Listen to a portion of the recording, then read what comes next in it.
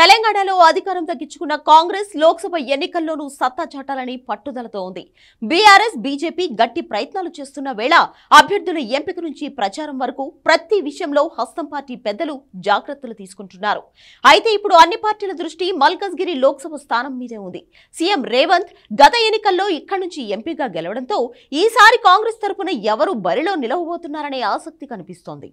రేవంత్ సోదరుడు కొండలరెడ్డి మల్కజ్గిరి బరిలో ఉంటారా అంటే దాదాపు అవును అనే సమాధానమే వినిపిస్తోంది.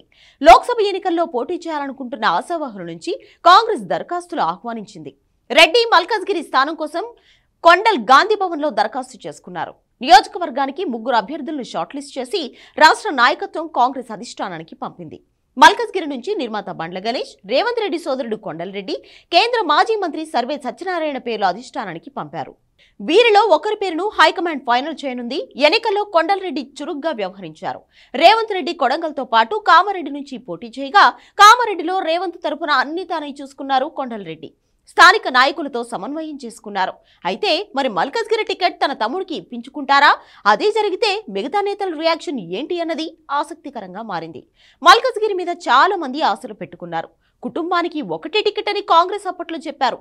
మరి ఇప్పుడు రేవంత్ విషయంలో ఆ నినాదాన్ని హైలైట్ చేసే అవకాశాలు ఉన్నాయా అనే అంచనాలు వినిపిస్తున్నాయి. ఏమైనా లోక్సభ టికెట్ కోసం కాంగ్రెస్ లో చాలా మంది వారసులు వెయిట్ చేస్తున్నారు. రేవంత్ రెడ్డి తమ్ముడు కొండలరెడ్డి మల్కజ్గిరి టికెట్ ఆశిస్తుంటే నల్గొండ టికెట్ కోసం జానారెడ్డి కొడుకు రఘువీర్, కోమటిరెడ్డి కూతురు శ్రీనిధి దరఖాస్తు చేసుకున్నారు. మరి వారసులకు టికెట్లు ఇస్తుందా? సంచలన నిర్ణయాలు ఉంటాయా అన్నది ఎదురు చూడాలి మరి.